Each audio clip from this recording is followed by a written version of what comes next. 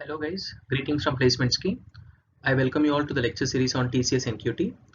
Uh, now I'm covering questions on TCS NQT exact paper which was conducted on October 26th and it's slot 1.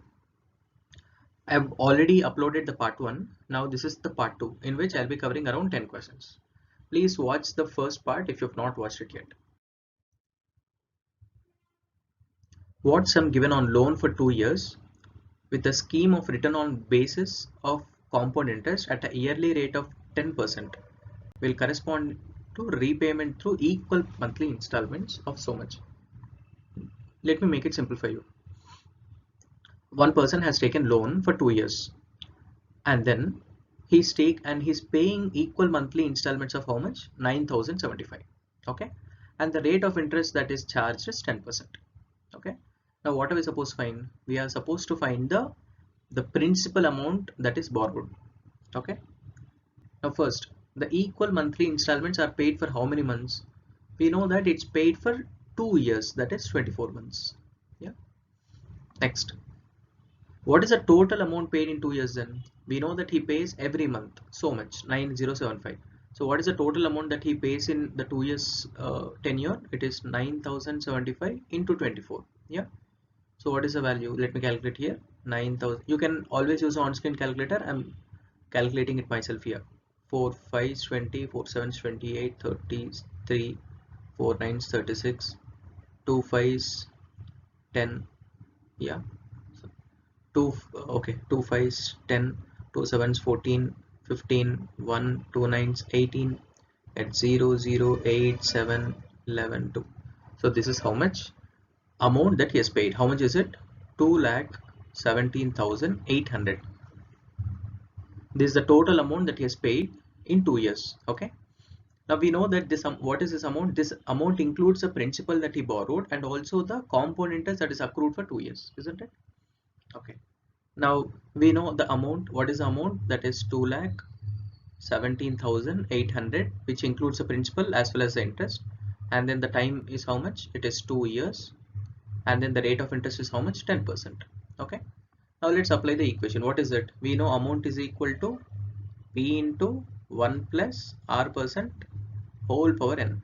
Okay, let's apply that here. We know the amount, which is 2,17,800, which is equal to principal.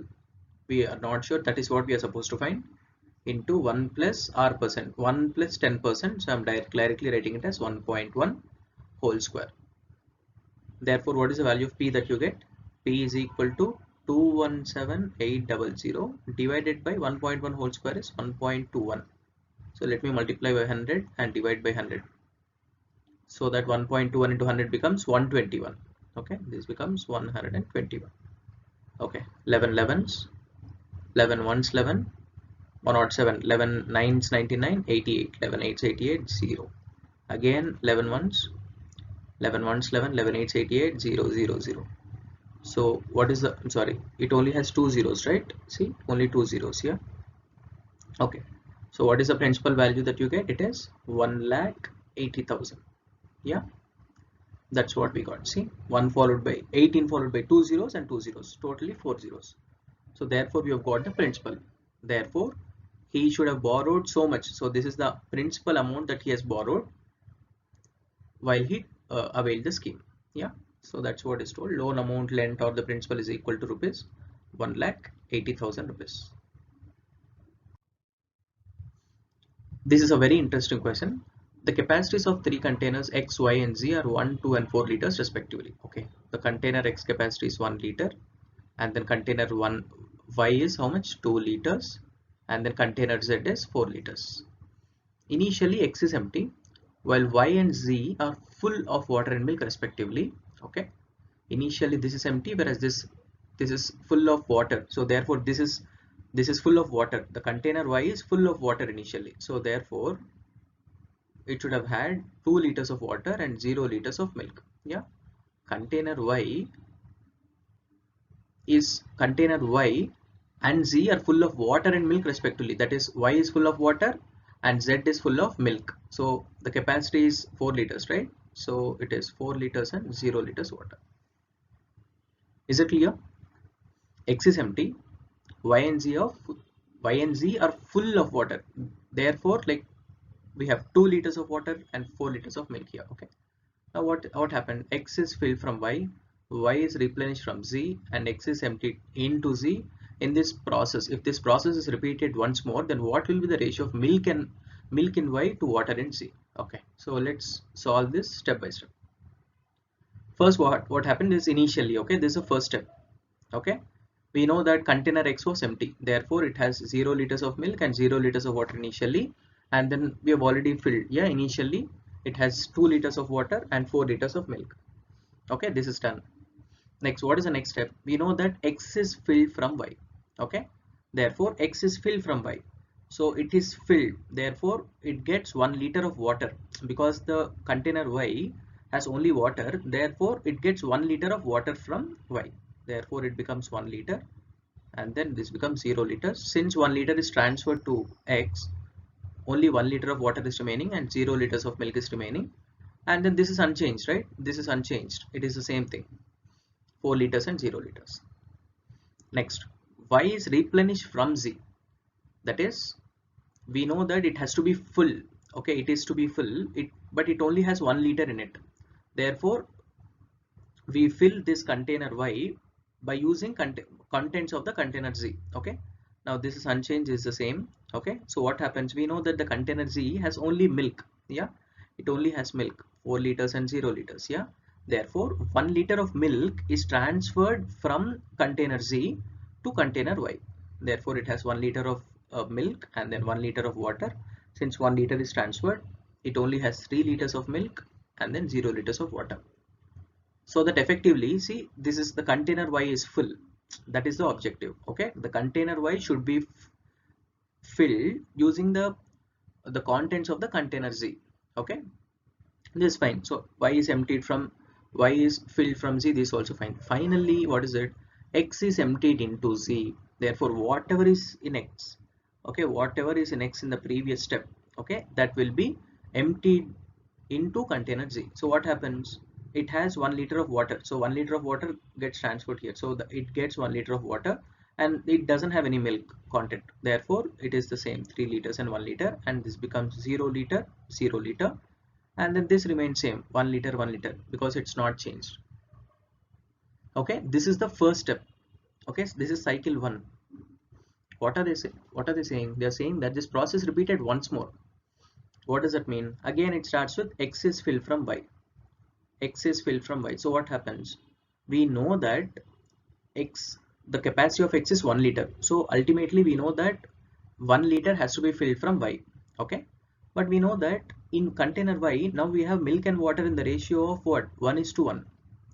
Therefore, if we transfer 1 liter from container Y to container X, so you don't get pure milk or pure water. You get 0.5 liters of milk and 0.5 liters of water. Is it clear? Since the contents of the container Y has both milk and water in the ratio of 1:1, equal ratio.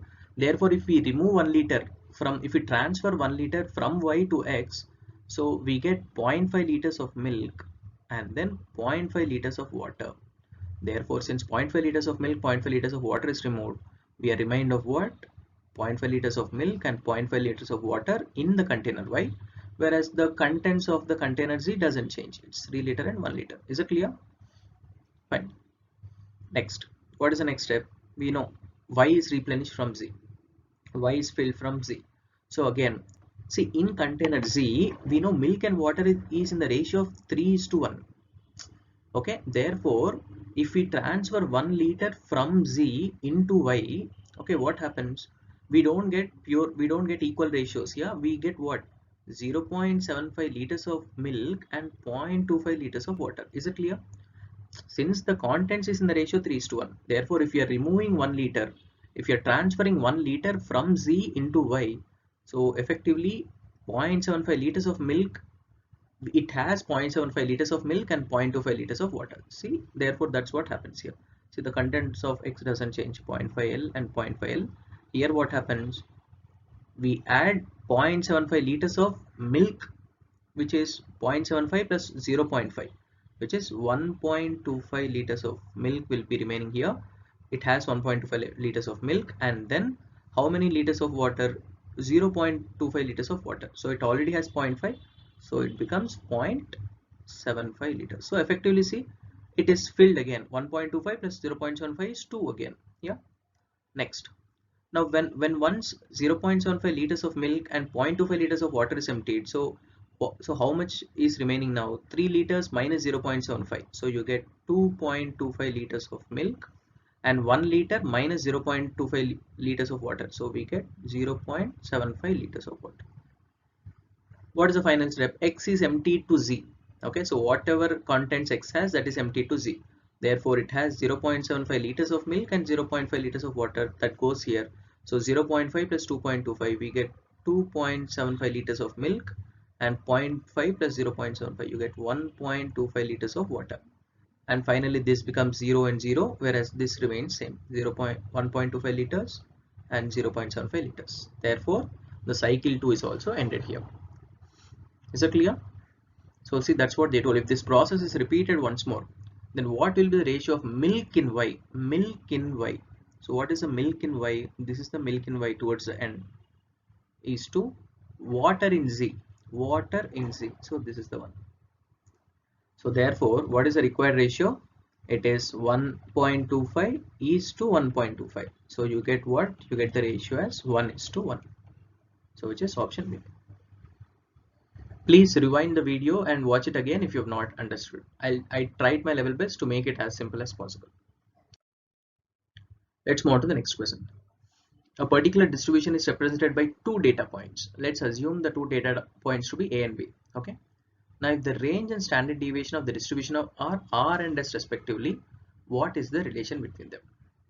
Okay. So there are two data points. We are supposed to find the relationship between the range of these two data points and the standard deviation of these two data points. Okay. Now we know what is range. Range is the maximum value minus minimum value. We have assumed the data points to be A and B, right? Let's assume that B is greater than A. Okay. B is greater than A. That is, B is the maximum value and then A is the minimum value. So what do we get? We get B minus A. So therefore we have got the range values B minus A. That is done. One part is computed. Now let's find the mean. What is mean? It is A plus B by 2. Okay, fine. Now let's try to find the standard deviation. Okay, we know standard deviation S is equal to, you know the formula, right? What is that? Square root of, you know, sigma xi minus x bar whole square divided by n, which is equal to, in this case, x1 minus x bar whole square plus x2 minus x bar whole square by 2. Because we have two data points, yeah, therefore the modified formula is this. Okay, next what happens? Now what is x1 and x2 values? We know x1 is A and then x2 is B. Okay, now let's substitute x1 and x2 values in this equation and then let's simplify it. Okay, you get standard deviation is equal to the same thing. We are substituting the values.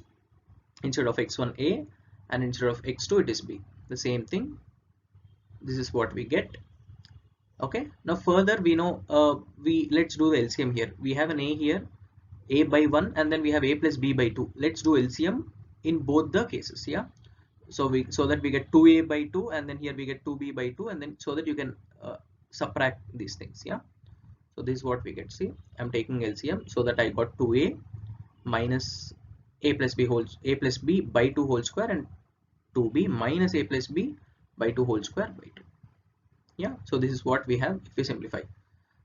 So if we further simplify, what happens? You know, 2A minus A, you get A minus B. A minus B, B minus A, both are same, right? So we'll write it as we get A minus B, and then here also we get B minus A. Let's see what I'm trying to say. So this is what we get if you simplify. You get B minus A by 2 whole square plus B minus A by 2 whole square.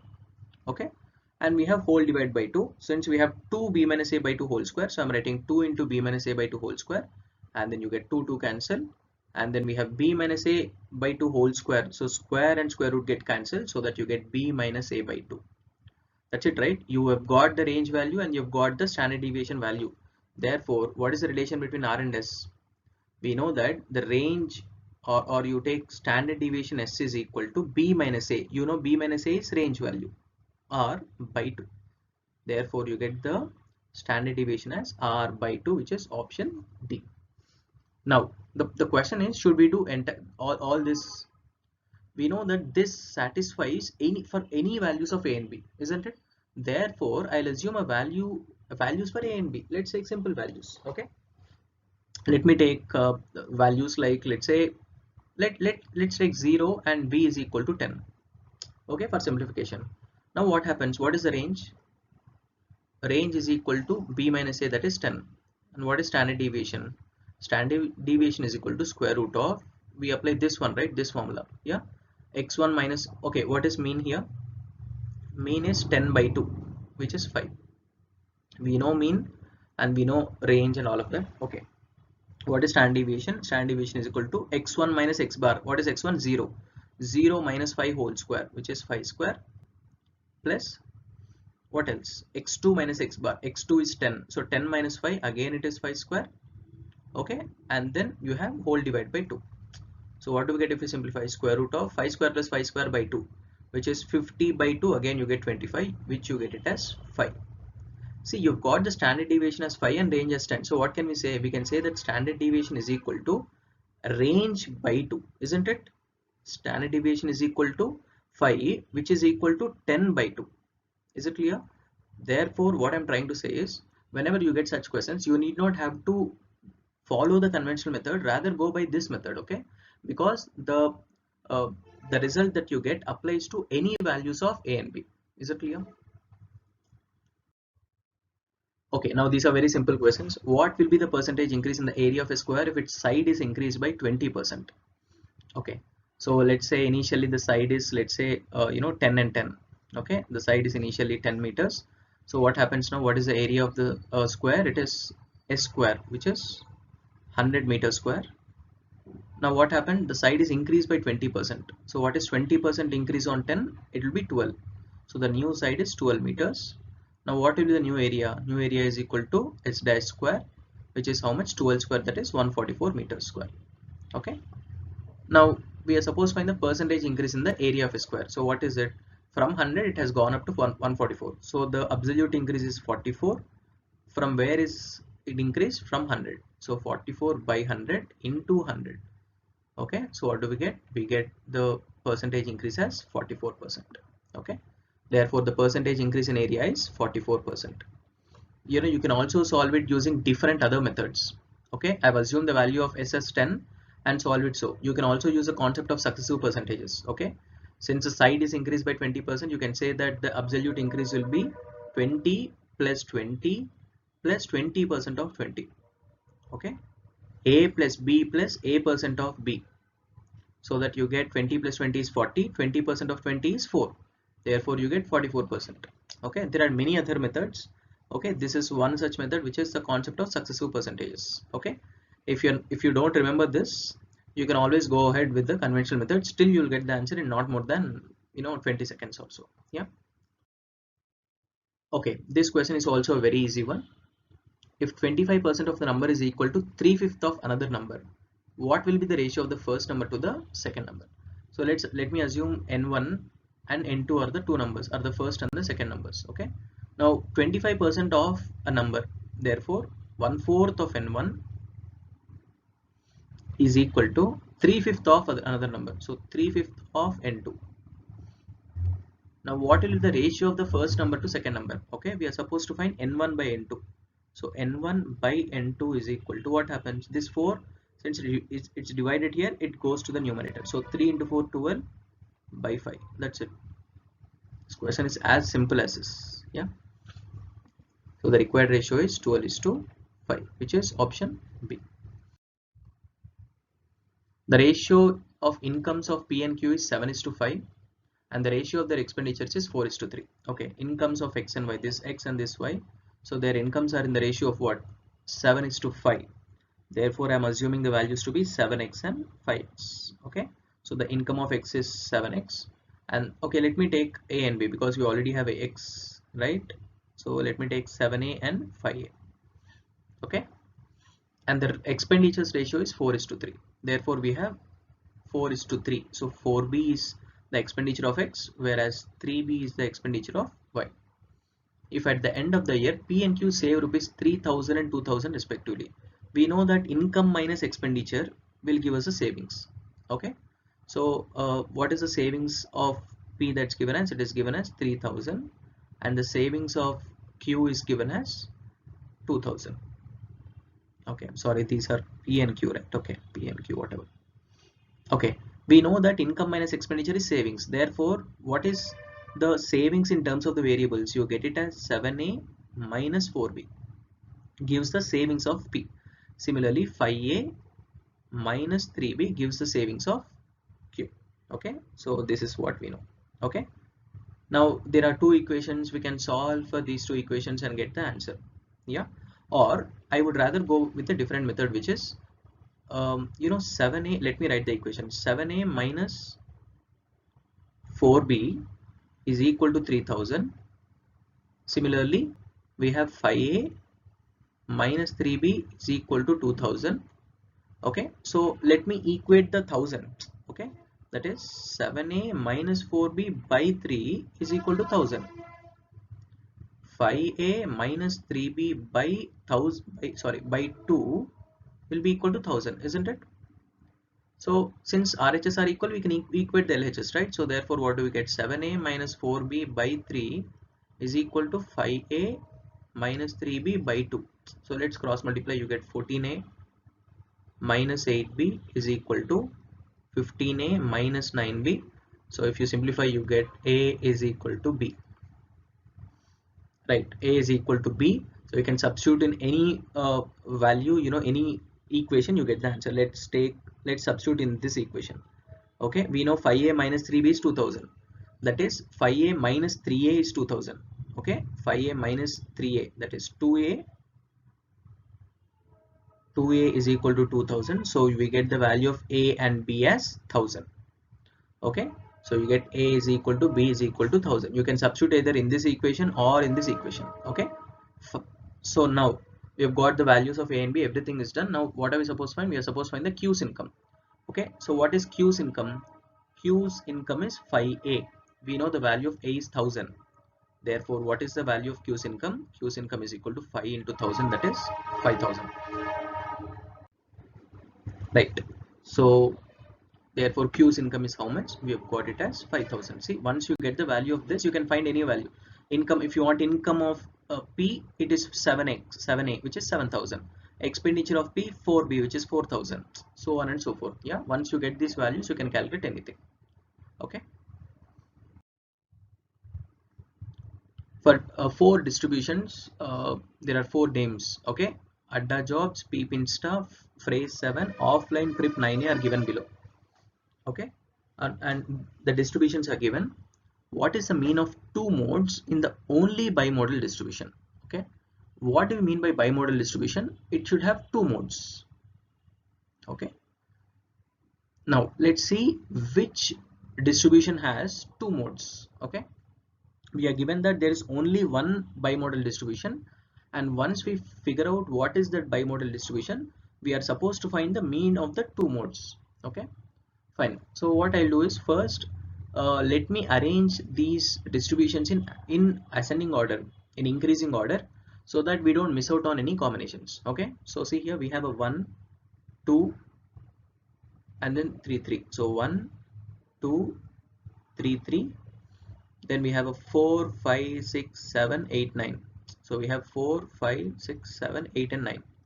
So we have not missed out any combination. Yeah, so therefore what is the mode here?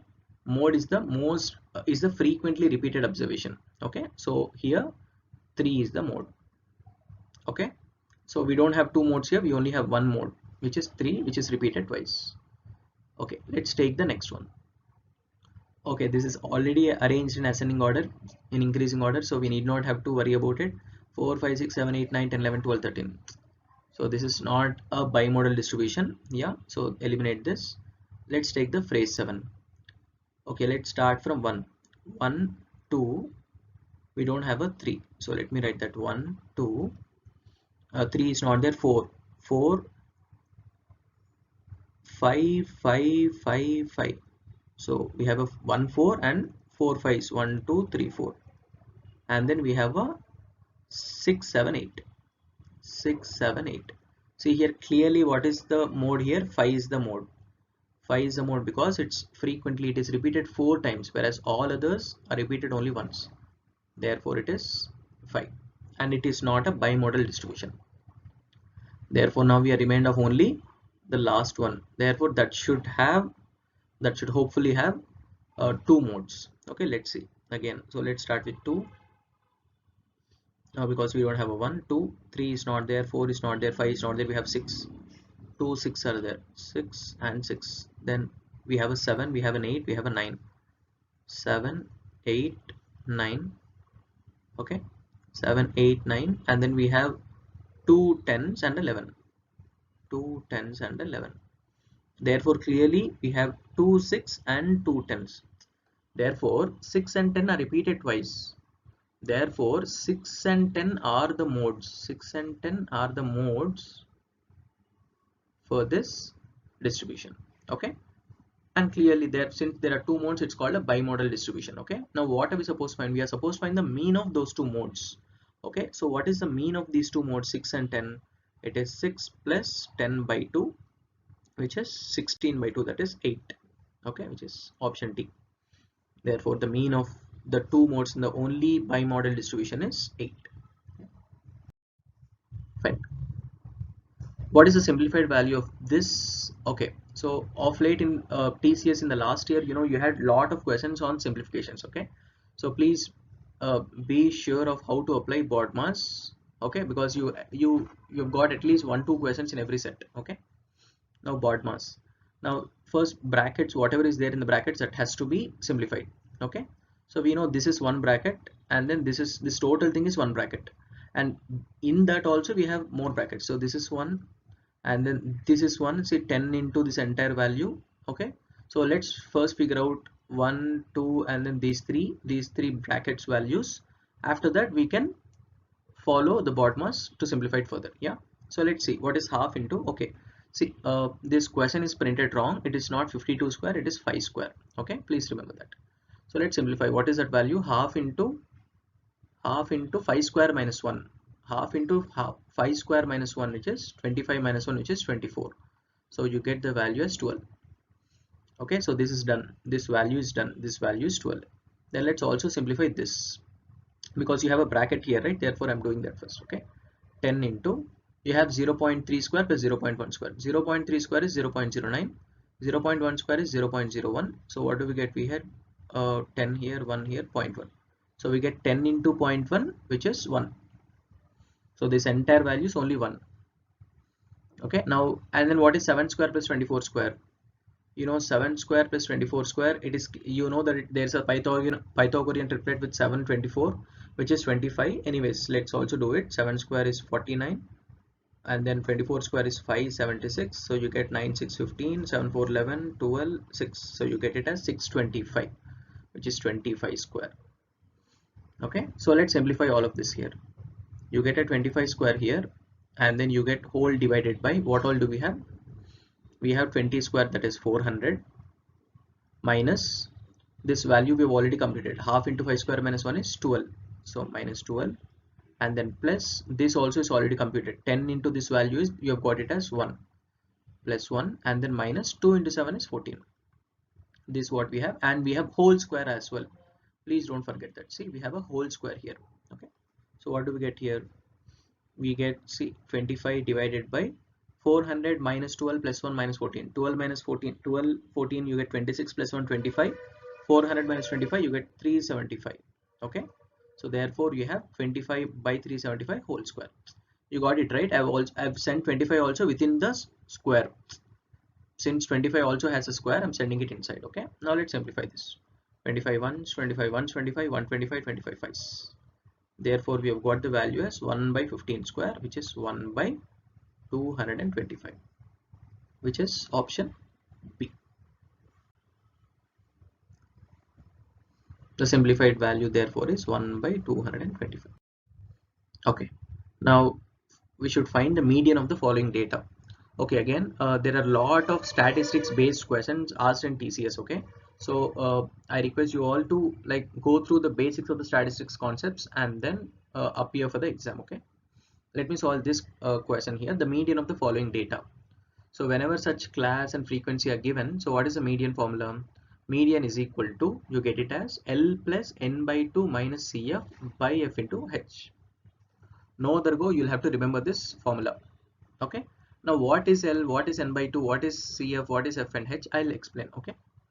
Let me reframe this table. Okay. This is how I'll write the table as class, frequency, and then the CF is called cumulative frequency. Okay. Cumulative frequency. So for the first class, the cumulative frequency is also equal to frequency. Then for the next class, the cumulative frequency will be what? The sum of the two frequencies, 10 plus 15, you get it as 25. Okay, 10 plus 15, you get it as 25. Then what is the cumulative frequency here? It is 25 plus 12, which is 37. Okay, then what is the cumulative frequency? 37 plus 15, you get the value as how much? It is 52. Then 52 plus 8, so you get the value as 60. Is that clear? So this is how we get the cumulative frequency values. Okay, now we've got the cumulative frequencies as well. Okay, now let's calculate the median using the formula. First, what is n by 2? See, n is the sum of the frequencies. Okay, n is the sum of the frequencies. You add everything, you get the number of terms. So if you add everything, you actually get the same 60. Okay, 10 plus 15, 25, 37 plus 52 plus, okay, you get n as 60, the same value. So what is n by 2? You get it as 30. Okay, then what is the median class? So that is the next important thing. What is the median class? Median class is the class. You have so many classes, right? 1, 2, 3, 4, 5, 5 classes. One of these is a median class. Median class is the class where this 30 lies.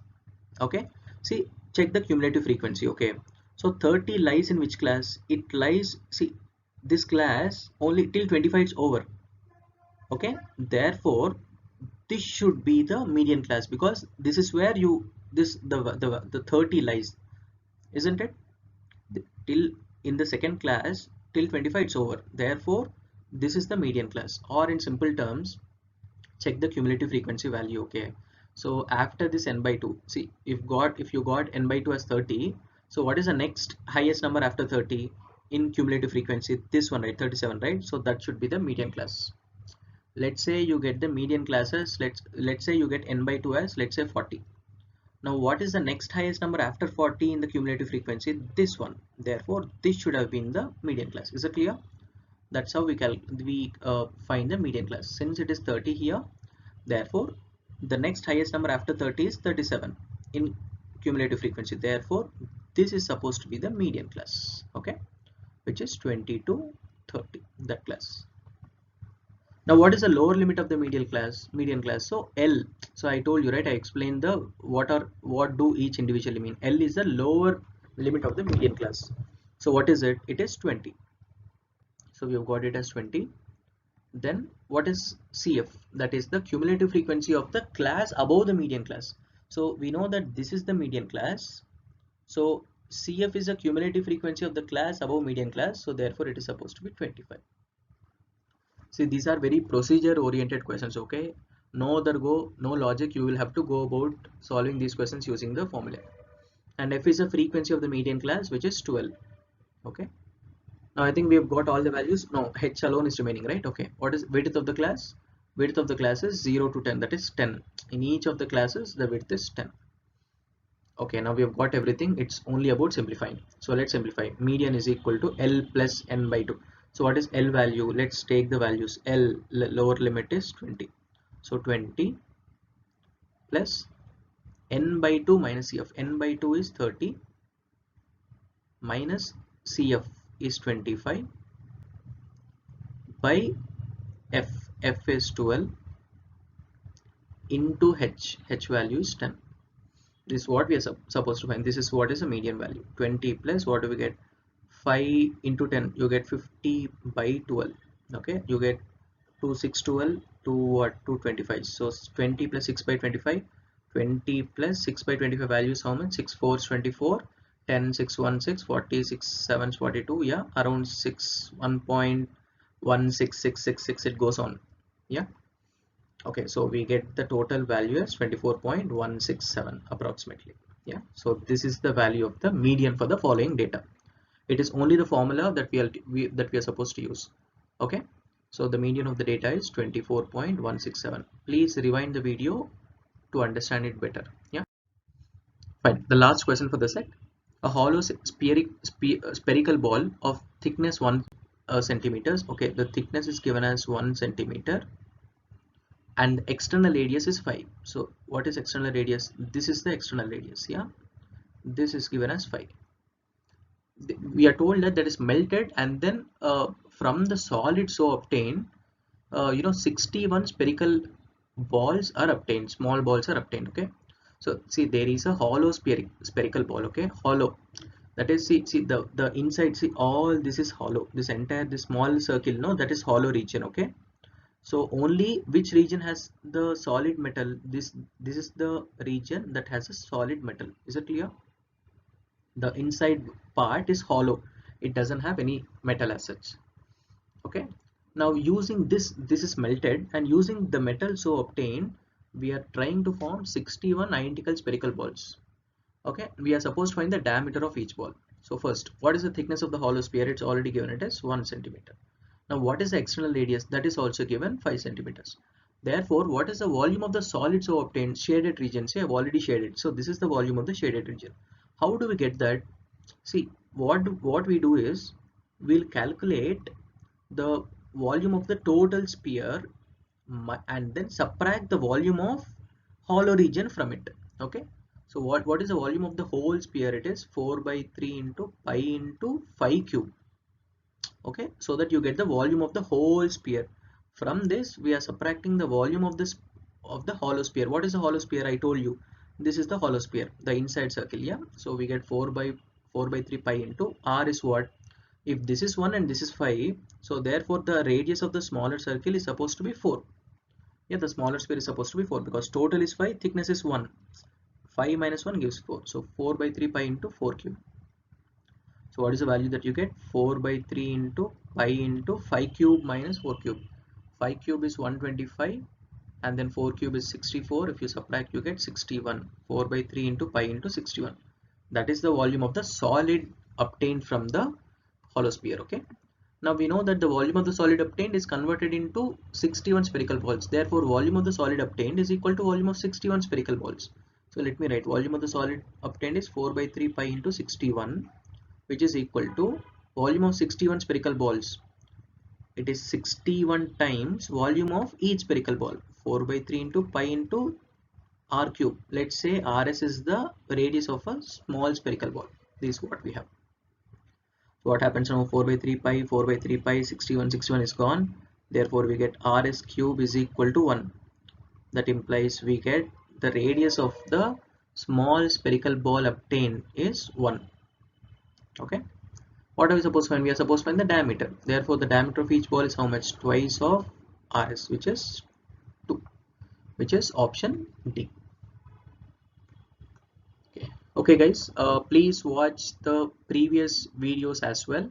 I've covered the exact papers of NQT from conducted on 24th October, 25th October, 26th. I'll also be covering the ones that will be covered that were conducted on 27th and all of that. Okay, please do watch the video and please like and subscribe to our channel if you've liked our videos. Thank you.